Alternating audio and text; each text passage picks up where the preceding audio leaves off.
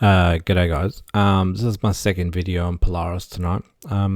This is another angle thing which I've wanted to do for a short while too. And other people have been doing it, as you can see by PD here again. He's done this all the angles of Polaris according to what Flatzoid was talking about, and I've seen it tons of times. I even had Shane post me a picture of all the angles all together. But there's something missing. There's something missing in all of these graphs, and that's what I want to do this video for, because I'm going to show you the part that is missing so that we can further analyze more things. All right. So as you can see here, I've basically done the same little detail here, with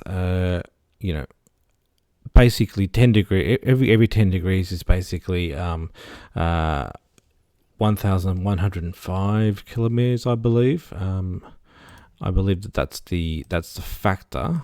So it's 1,105 kilometers. So it's supposed to be about 111 kilometers per each graticule, each 1 degree graticule. Everyone, obviously, all flat earthers seem to think in miles because of freedom units, so they all talk about 69 miles. But for me as an Aussie, 111 kilometers or 1,105 kilometers is a much better metric unit for me. And as you can see here, this is the way this curve flows, similar to all the stuff that everyone else has been doing. Obviously, the part that's missing, which I felt is necessary, is the part for us. I'm in the southern hemisphere. PD's in England. Shane's in America. Alan's in America. Witzett's in America. Everyone is north of the equator, but I'm south. So how do I view this sort of stuff? Well, I see Polaris as being 38 degrees below the horizon from me. And so this is how people in the southern hemisphere will be seeing Polaris. So if you pan over to what we term as the South Pole, Polaris is looking straight down. It's looking down at you're basically using your nadir. The nadir is looking straight down, so you're not in zenith. Like at the North Pole, you've got your zenith. Polaris is straight overhead, but South Pole, it's directly below your feet, right? And so every 10 degrees of latitude dependent. Shane's favorite shoot off line, latitude dependent. For every 10 degrees, Polaris is 10 degrees, off from from below your feet, and of course, at the equator, Polaris is straight over here to the right on this line here.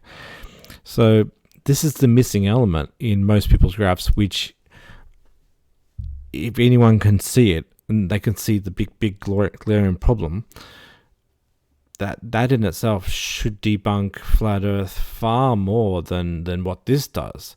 I mean, I get that all these triangulation points are not telling us how high Polaris is, but these go nowhere. I know that we can't see Polaris through the ground, but we know for a fact that the star trails indicate to us that it is below our horizon when we look north from the southern hemisphere.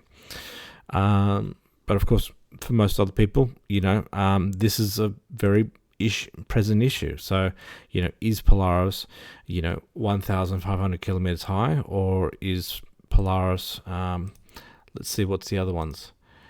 Is Polaris 2,800 kilometers? Is Polaris 3,800 kilometers? Is Polaris why does that's so wacky, isn't it? Is it 4,600, or is Polaris, let's disengage that, is Polaris at, let's go for the 80 degree point. 6267. So is it 6,200 kilometers high, or is it 1,500 kilometers high, or is it at the ground, or is Polaris underneath our horizon, as it is for the southern hemisphere? So none of this works on flat Earth. None of it. All right, good night.